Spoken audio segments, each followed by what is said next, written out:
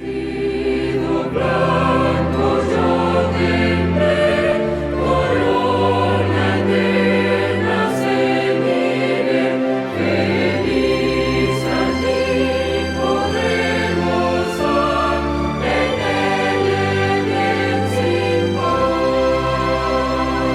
el plan original de Dios, después que el pecado entró en el mundo, era que cada cabeza de cada familia debiera ser un sacerdote, debiera ser una persona que iba a dirigir a su casa, a los hijos, no solamente una vida honesta y buena, pero una vida espiritual. La persona estaba supuesta a enseñar a su casa las cosas del Señor. Y entonces el primer nacido de la familia recibía, el primogénito recibía una doble porción de bendición. Es decir, él recibía doble porción de la herencia y también era el jefe o el sacerdote de su familia. Pero hoy en día Dios tiene en mente esa misma función, pero como hoy en día las personas no quieren recibir esa responsabilidad, ni quieren saber de las cosas del Señor. Tenemos personas hoy, hombres, ¿verdad?, que tienen son casados y tienen hasta niños, que no quieren ser tan responsables de ser el sacerdocio de su casa. Es más, hay niños, hombres hoy de 30 años que están viviendo con sus mamás, ¿verdad? Y son egoístas en la manera de pensar, y lo que quieren es vivir gratuitamente, recibiendo todas las bendiciones y no hacer nada en su hogar. No quieren responsabilidades. Y así era en el tiempo de Israel también, porque los tiempos no han cambiado a la gente, ¿verdad? Y la única persona que nos puede cambiar a nosotros es el Señor. Y por eso es que hoy en día hay tantos divorcios y tantos niños afuera del matrimonio, porque nadie quiere ser responsable espiritualmente por las cosas del hogar. Pero siempre ha sido así el pensamiento de Dios. Y entonces, el pueblo de Dios se encuentra al lado de Sinaí y Dios lo está preparando a ellos, lo está reeducando porque tenían 430 años en Egipto y Él está educando las cosas que Él va a hacer. Y Él dice algo interesante. En Éxodo 19, empezando con el 5, Él dice: ahora pues, si dieres oído a mi voz y guardares mi pacto, vosotros seréis mi especial tesoro sobre todos los pueblos, porque mía es la tierra. Está diciendo, porque yo tengo la habilidad de decir eso, porque todo es mío, y ustedes van a ser especial. Y después Él dice: y vosotros me seréis un reino de sacerdotes y gente santa. El Nuevo Testamento nos enseña que esto todavía se aplica al pueblo de Dios. Entonces, una de las primeras preguntas que le vamos a hacer en este examen es: ¿dónde en el Nuevo Testamento nos habla Dios que somos sacerdotes? Ahora les voy a dar un ejemplo. Se menciona 4 veces en el Nuevo Testamento. Uno de esos lugares uno de los libros se menciona 3 veces. Y es el último libro del libro, Apocalipsis.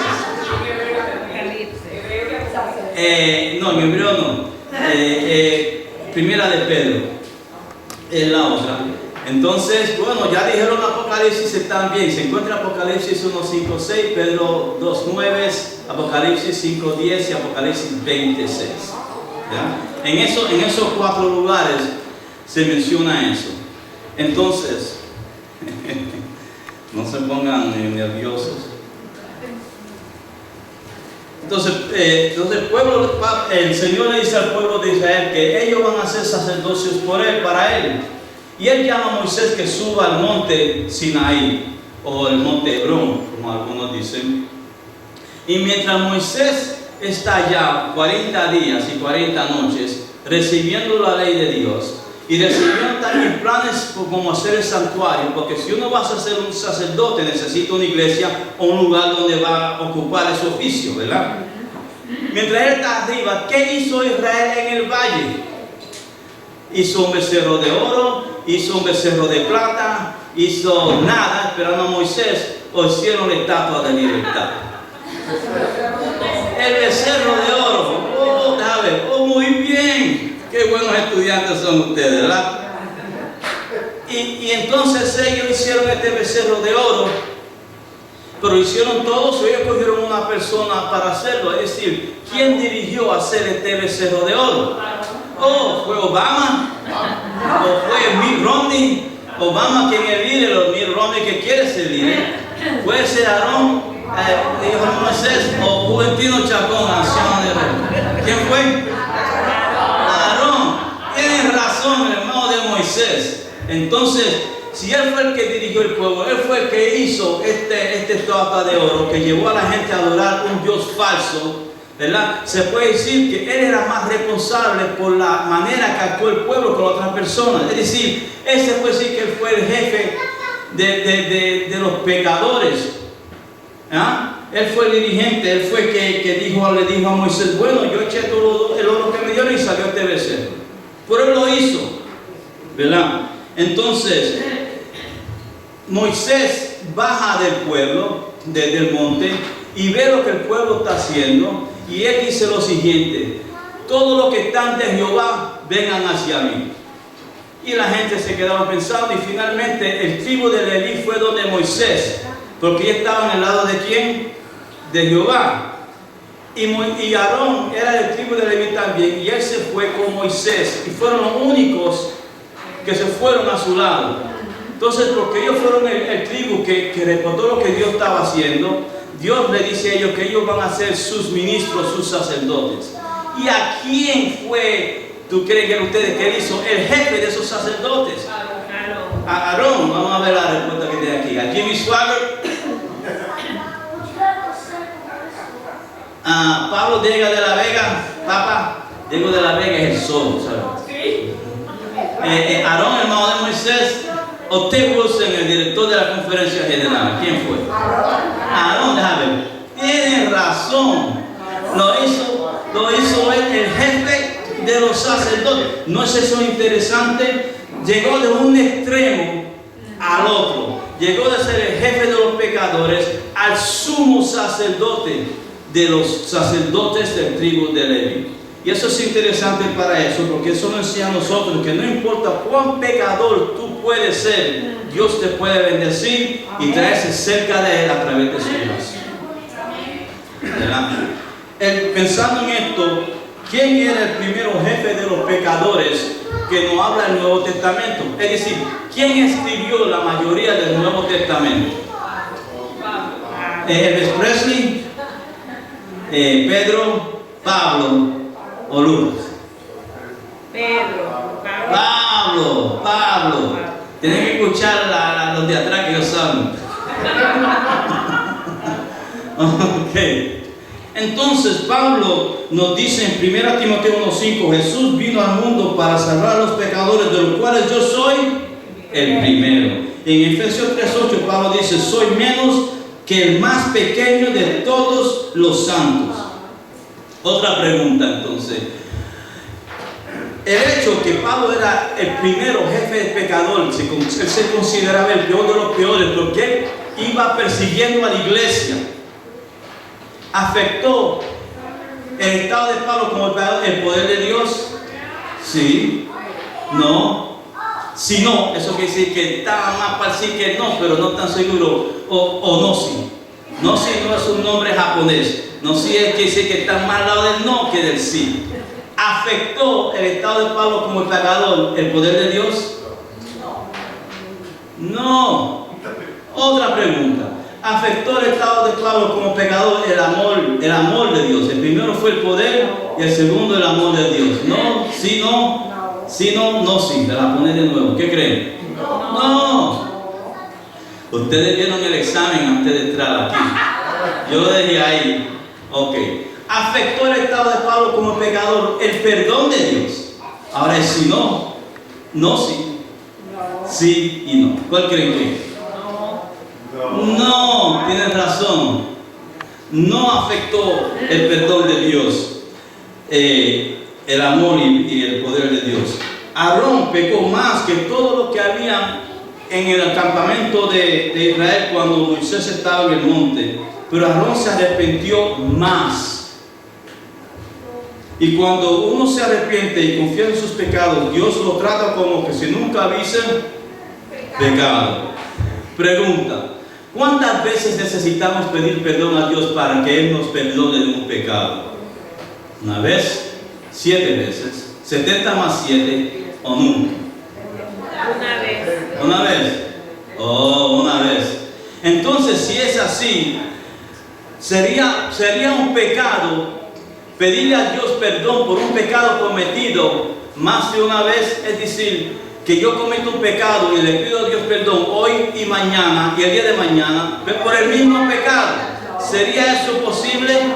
¿Sería eso un pecado? Porque la Biblia nos dice que lo que no es de fe es pecado, ¿verdad? ¿No lo dice así? Es más, el pecado empezó en esta tierra con Eva, no cuando ella comió del fruto. Empezó cuando ella perdió la fe de Dios, cuando ella empezó a creerle mal a la serpiente, porque Dios le había dicho: el día que comiese del pan del árbol del bien y el mal, morirás. Y la serpiente le dice: no, chica, eso no es verdad. Come, porque no morirás, sino que serás como Dios, conociendo el bien y el mal. Y ella creyó más a la serpiente que a Dios. Entonces ella cogió y comió. Pero el pecado de ella fue una falta de fe.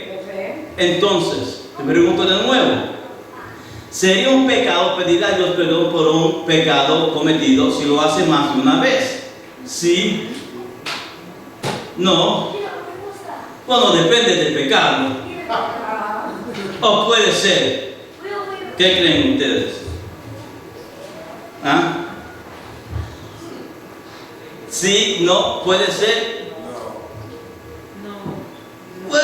Puede ser. La verdad que puede decir que sí o no, o puede ser. Y le voy a decir por qué. Porque depende de la condición que uno está cuando le pide perdón a Dios por ese pecado cometido, ¿verdad? ¿Qué se necesita para pedir el perdón de Dios para que sean perdonados los pecados por Dios? Arrepentimiento y fe. Leer el rosario 10 veces. No hacerlo otra vez. O confesárselo al pastor de la iglesia. ¿Qué se necesita? Arrepentimiento y fe. Muy bien. Hoy ustedes están buenos hoy. Imperdona a Dios pecados. Es decir, que usted le pide perdón a Dios por un pecado que cometió en diciembre 4 de 1989 para aquellos que tuvieron vivo. Oye esa fecha, porque muchos aquí estuvieron vivos. Yo quería que todo el mundo participara. Podría decir 1950 también, pero no. Pero puede ser que pidieron perdón con arrepentimiento y fe a un pecado que cometió en esa fecha, y hoy Dios le dice: mira, tú sabes qué, yo no estoy mudándome de lo que yo he pensado de ti y no te voy a perdonar ese pecado que pide perdón. Es así, imperdona a Dios pecados. Esa es la pregunta. Sí, no. Depende del pecado. O puede ser. ¿Qué cree? No. ¿Que no?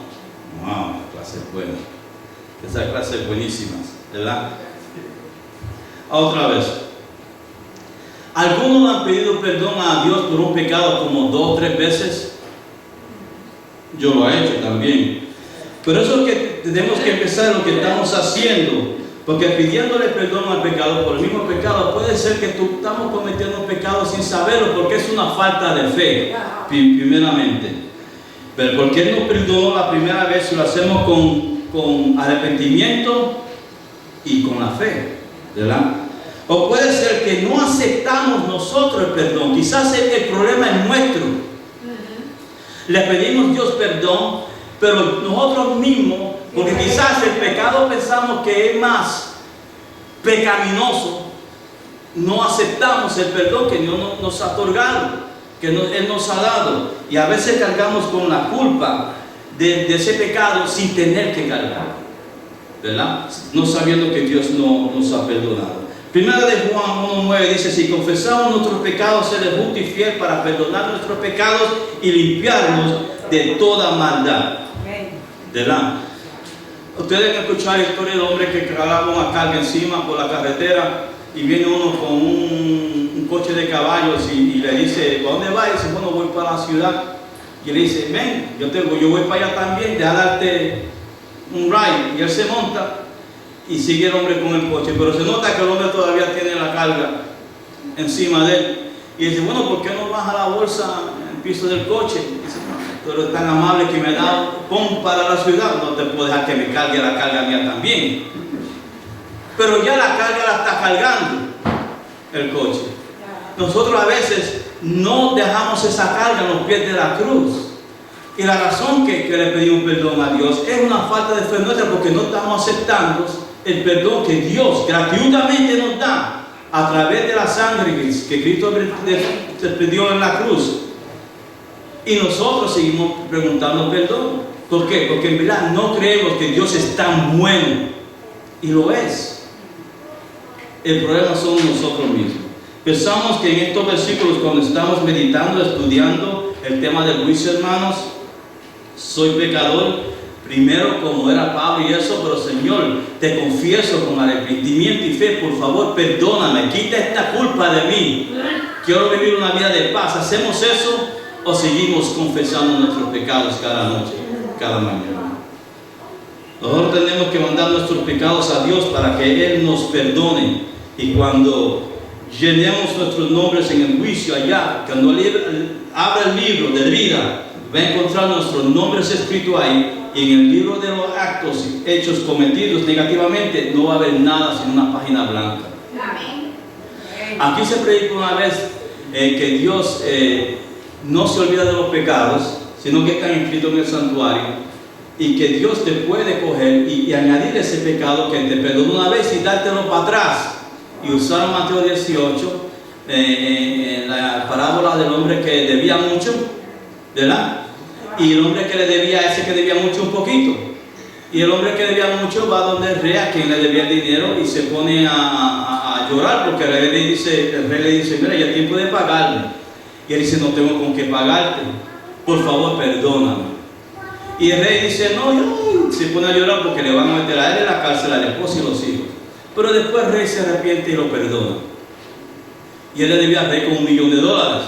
Y él sale de ahí alegre y va donde una persona que le debía 10 pesos. Y dice, mira, ¿dónde están mis $10? Y dice, pues hermano, yo te lo pago la semana que viene. No, tú me lo pagas ahora. Y entonces llama a la policía y le dice, este hombre me debe dinero y no me lo pagaba, y lo arrestan a él. Cuando le dicen al rey lo que él hizo, lo que había hecho, el rey lo manda para atrás, lo llama para atrás y dice, mira, porque hiciste eso, ahora me debe $1 millón y me debe los 10 pesos de los chamacos. Y lo tira a la cárcel. Entonces dicen, así es el reino de los cielos, y así es que está escrito. Pero el problema es que ese hombre no estaba arrepentido que no le podía pagar el rey. Él estaba arrepentido que el rey lo iba a tirar en la cárcel. Cuando nosotros no le pedimos perdón a Dios por un pecado, no vamos a pedirle perdón a Dios porque nos cogieron haciendo ese pecado, ese delito. Le estamos pidiendo al Señor perdón porque nos sentimos mal por lo que hicimos y no queremos hacerlo más.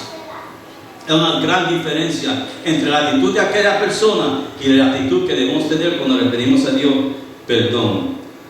El cristiano de esa manera no debe de temer el juicio, sino que debe gozar que el juicio ha comenzado y que Cristo viene pronto a rescatarnos de esta tierra.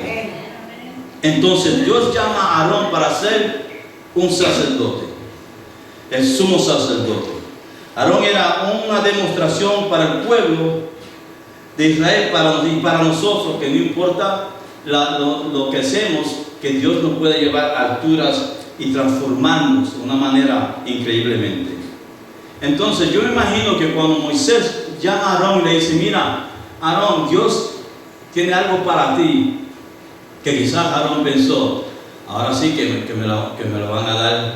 Yo estaba esperando que viniera el castigo y parece que viene ahora, ¿verdad? Porque Dios a veces no lo entendemos, pero Dios lo entiende a nosotros mejor que nosotros lo entendemos a Él.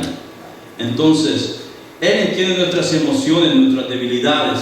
Es más, Cristo fue tentado semejante a nosotros, pero a diferencia de Él, que nunca pecó. Él entiende todo lo que nosotros pasamos. Él hizo a Aarón sumo sacerdote cuando Aarón no tenía pecado. Aarón no tenía que temer, porque Aarón se había arrepentido, Dios lo perdonó y lo hace sumo sacerdote. Porque tú no puedes ser un sacerdote de Dios en pecado, porque si entras en un lugar santo, el lugar santísimo, muere So, tiene que ser perdonado. Entonces Dios lo hace a él cuando él estaba ya perdonado y no tenía pecado. Aarón pudo representar a Cristo por esa razón. A Cristo que iba a venir a salvar a los que estaban perdidos. Pero Cristo nunca pecó y entendió nuestras debilidades y por qué nosotros pasamos por algunas cosas. Él fue tentado. Y sabe que una tentación puede afectar a una persona en más de una manera, o puede afectar a dos personas completamente diferentes. Por ejemplo, impulsar a fumar puede ser comida, puede ser bebidas alcohólicas, puede ser otra cosa. Pero ¿es fumar un pecado? Sí. No. Depende cuánto fumas. O puede ser. ¿Qué creen ustedes? ¿Es fumar un pecado? Sí. Tienen razón. ¿Por qué? Esta pregunta no está en el examen. Porque somos cuerpo del Espíritu Santo, no somos de Dios, ¿verdad? Y entonces estamos destruyendo el templo de Dios, que es santo, comprado por un precio, ¿verdad? Entonces, ¿qué son los pecados, las tentaciones que uno puede recibir si por el fumar? Por ejemplo, yo antes fumaba. Cuando yo dejé de fumar, yo tuve la tentación, cuando pasaba por alguien por ahí y fumaba, de agarrar un cigarrillo de nuevo. A veces pensaba en los tiempos que yo me sentaba atrás, después de una comida, y prendí un cigarrillo y jalaba, antes de conocer a Cristo.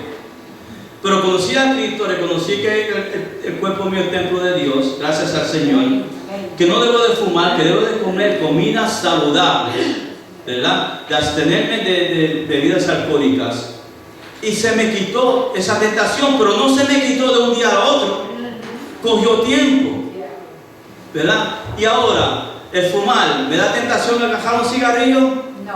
No, pero me da otra tentación de coger un bate y meter un batazo a aquel que está fumando al lado mío, que me está contaminando a mí. ¿Entiendes? Son las tentaciones pues se multiplican con un acto que uno puede hacer. Y Cristo fue tentado como nadie, pero sin pecado. Clavado en la cruz del Calvario, él tuvo el poder de apearse de ahí. Es más, lo nofiaban. Y tú eres Dios, apearte de ahí. Entonces, él tenía el poder de quitarse de ahí, ¿sí o no? Esto no está en el examen, pueden decir que sí o no, sin problema. Él tuvo el poder, pero no lo hizo porque Él quiso salvarnos a nosotros. Él no podía hacer nada con la divinidad, sino que tenía que hacer toda su humanidad para hacer el sacrificio necesario para la salvación de este mundo. Y lo hizo. Fue tentado en todo, pero nunca pecó. Entonces, Cristo es nuestro sumo sacerdote en el cielo. Entonces, cuando Dios llama al hombre para ser sacerdote en su hogar, cuando Dios llamó a Aarón a ser sacerdote del pueblo, eso fue un llamado, y es un llamado bien especial. Y no lo pensamos así. Debemos pensar en esto. Estamos representando a Cristo. Y Él no solamente nos llama sacerdotes, Él nos llama un reino de sacerdotes, un sacerdocio real, gente santa, ¿verdad? Es un llamamiento bien especial. Entonces, cuando uno es así, uno no puede tratar a un pecador con arrogancia, sino que uno debe ser humilde, ¿verdad? O podemos tratar a un pecador con arrogancia. Sí, no. Depende de quién es el pecador. Porque si es Chávez, si es Castro, lo puede hacer, ¿verdad que sí? ¿Ah? ¿Lo puede hacer? Lo están pensando. Puede ser. ¿Ah? No. Aarón no podía andar por el pueblo con su nariz en el aire, porque el pueblo sabía que él había hecho ¿qué? El becerro de oro era el pecador, era el jefe de los pecadores. Solo él tuvo que andar humildemente y bien hecho por el Señor. Él reconocía que no podía decirle nada a nadie, y hacerse como más grande, porque él había estado en el lugar de esa persona. Cristo vino a estar en el lugar nuestro, pero él no pecó. Pero nunca trató a nadie con arrogancia y él quiere que nosotros seamos igual.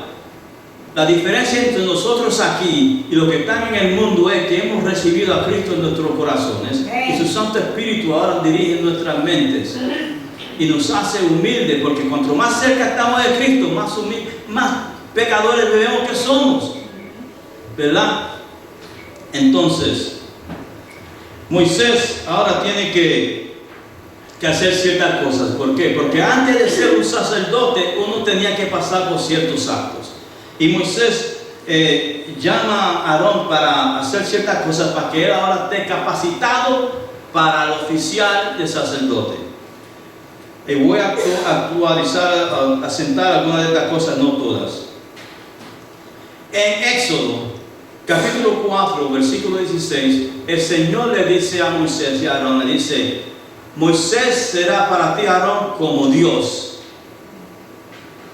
Y Dios será para ti, Moisés, como tu voz. Cuando iba para Egipto. Y después más tarde en Éxodo lo menciona de nuevo que Moisés es como ¿quién? Como Dios.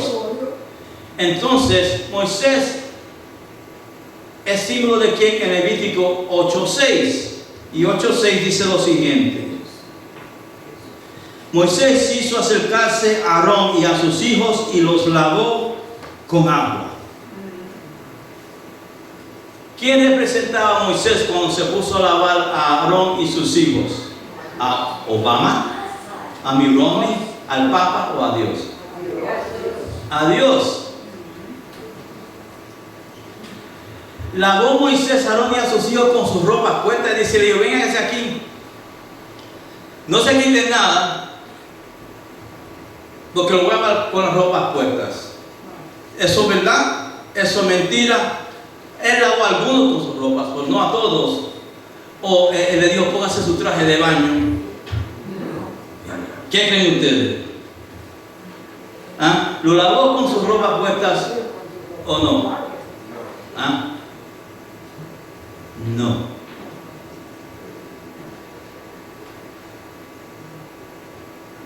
¿Quién le quitó las ropas a Aarón y a sus hijos?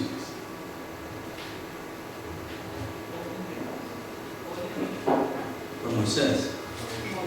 Y vamos a seguir adelante para que vean. ¿Será posible que Aarón no sabía lavarse bien? ¿Por qué fue que Moisés no lavó a él? Que tú sabes, quizás era, sí, él no sabía, no. Depende cuán limpio quería estar. Porque uno puede meterse y echarse agua, pero quizás Dios quería que se lavase bien. Espérese, hermano, o puede ser. No, que yo digo que no, porque Moisés sabía lo que Dios le había dicho cómo hacerlo y Aarón no sabía cómo hacerlo. Oh, no. Él sabía lavarse, pero este lavamiento en este día es un lavamiento especial. Hay sitios en nuestra anatomía que no podemos lavarnos, nuestro corazón, nuestra mente. Hay sitios que no podemos llegar. En Jeremías 2:22 dice: aunque te laves con lejía y amontones de jabón sobre ti, la mancha de tu pecado permanecerá delante de mí, dice Jehová.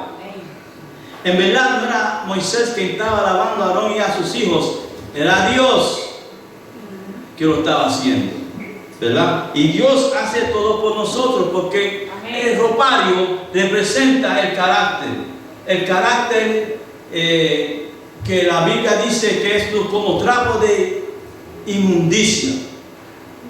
Entonces, ¿quién nos quita eso? ¿Que no podemos quitar nosotros mismos ese tipo de ropa? ¿Podemos nosotros justificarnos nosotros mismos? ¿Ah? No, se tuvo que ser Moisés que le limpió. Ahora, ¿cuántos años tenía Aarón? Porque le están haciendo todo esto a él, lo están quitando la ropa, lo están bañando, ¿verdad? La Biblia no lo dice. Tenía 83 años. Tenía 997 años, o tenía 17 años y por eso fue que lo lavaron, porque era un teenager. Tú sabes que los teenagers, si es para un date se lavan bien, pero si no se lavan como quieran. ¿Cuántos años tenía Moisés? La Biblia no lo dice. Él tenía 3 años más que Moisés. Y Moisés tenía 80 años cuando salió de Egipto.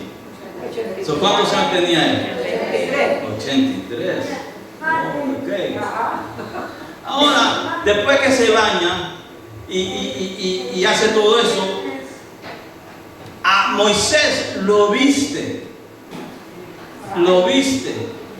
¿Por qué que lo viste? ¿No sabía Aarón vestirse él mismo? Déjame ver, sí. Quizás tenía Alzheimer o algo, ¿no? Sí, pero tenía artritis y necesitaba ayuda. Oh, la ropa le quedaba apretada. Mientras él respiraba para adentro, Moisés le bajaba la túnica. ¿Qué creen? ¿Ah? Él no sabía vestirse. Sí, él sabía vestirse. Es que lo pensaron bien, pero lo contentaron más, sí.